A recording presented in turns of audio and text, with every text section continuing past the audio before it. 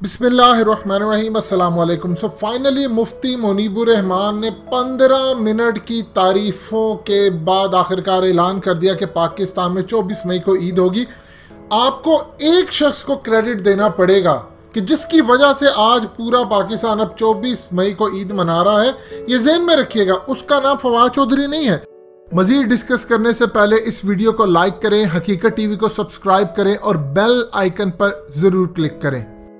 फवाद चौधरी का तो आपको एक क्लिप दिखाएंगे जिसने प्रेशर डाला था, लेकिन असल में फवाद चौधरी अक्सर औकात जो इस्लाम के खिलाफ बात कर जाते हैं, हमेशा से उनके साथ इख्तलाफ रहा है, लेकिन असल सूरत हाल है वो है एक सेनेटर, और ये सेनेटर कहदा बाबर है उनका नाम।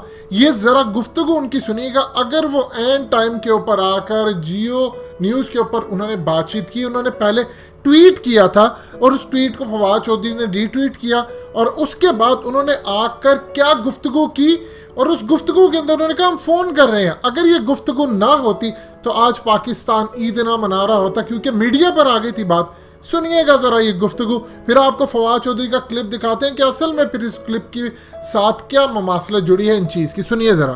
तकरीबन 7:45 को उन लोगों ने चांद देखा, और उनमें से बहुत सारे लोग उनसे मेरी जो बात हुई, जो शहादतें देना चाहते थे, उन्होंने कहा बस थोड़े ही वक्त के लिए हमें चांद दिखा, लेकिन हम सब लोगों ने चांद देखा। वहां पर मस्जिद में मौजूद होते हुए चांद देखा, पसनी में, और पसनी के अलावा फिर उसके बाद हमारे पास उरमाड़ा से और जीवनी से, वहां से भी लोगों की शहादतें आई। इनफैक्ट फैमिलीज की भी शहादतें आई और बाकी लोगों की भी शहादतें आई।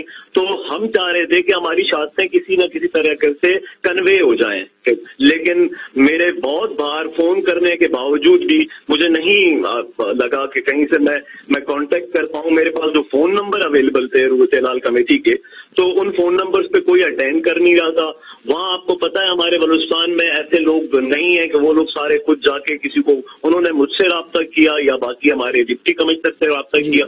तो सारी चीजों को हम लोग बिल्कुल चांद देखा आप ये कह रहे हैं पसनी में और दीगर इलाकों में भी। और कारी अब्दुल रशीद जो वहीं के हैं, उन्होंने कहा है कि हमने शहादत से मुताल्लिक मरकजी कमेटी को मुतला कर दिया। बहुत शुक्रिया कोदा बाबर साहब ने।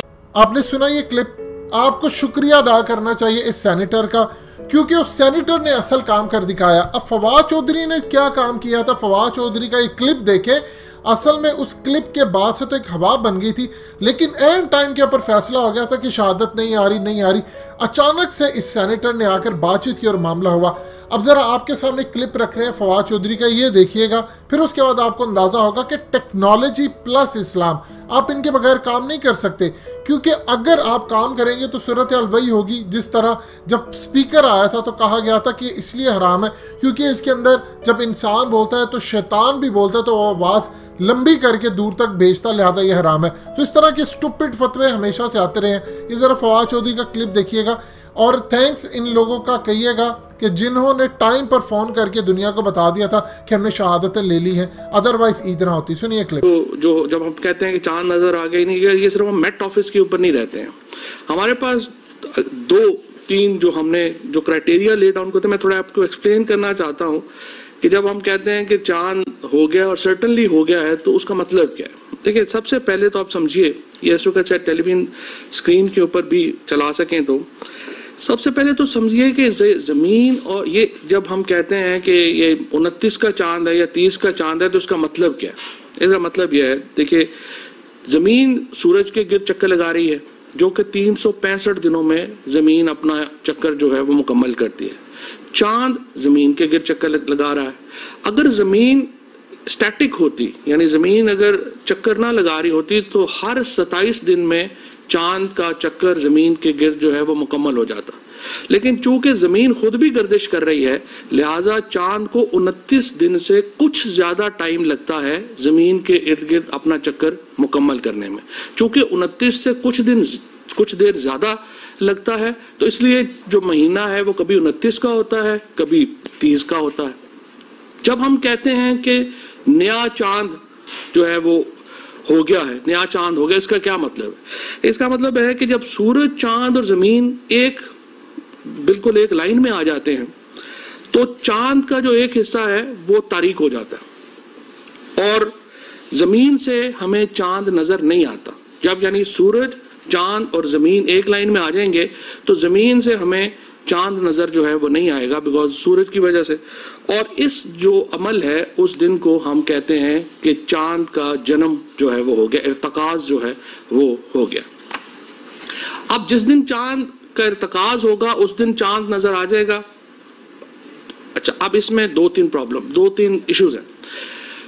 जाहिर है कि अगर सूरज की रोशनी है या चांद है वो तो नजर नहीं आएगा, लिहाजा जो सऊदी अरेबिया का कैलेंडर है उसका असूल ये है कि अगर मक्का मुकरमा में जो सूरज के गरूब के 1 मिनट बाद अगर चांद का गरूब होगा तो वो डिक्लेयर करते हैं कि जी ये चांद जो है वो नजर आ गया।